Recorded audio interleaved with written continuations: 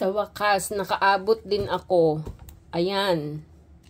May promo ngayon, ang M&M. Bibili ka ng 3 M&M. Ayan, 3. Oh. Kahit anong flavor, kung peanut or milk chocolate, 3, 100. 101 NT dollar. 3. Tapos, may free na mug. Ayan. Hindi ako bali 2 klase itong mug na to eh. Isang kulay dilaw, isang kulay red. Eh wala na. Hindi na, kasi inaabangan to ng mga foreign worker. Nakapost yan eh sa FB. Eh talagang hindi ako umabot. Kanina lang to nag-promo. Yan.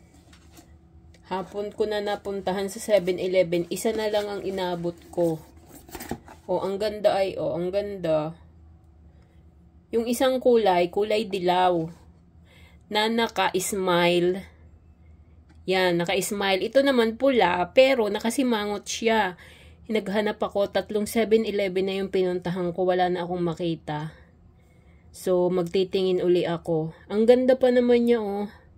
Naka-emboss. Ayan. Sayang eh, hindi ako nakaabot. Kino-collection kasi to eh.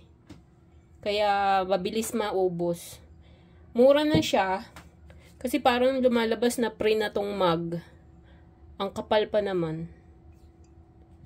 Sa 3 chocolate. Mahal isang ganito eh. Siguro mga 40 NT dollar. Tapos isang mug. So, lumalabas na pre na ang mug.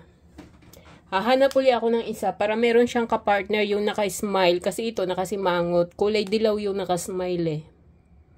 So, meron na akong dagdag sa aking koleksyon.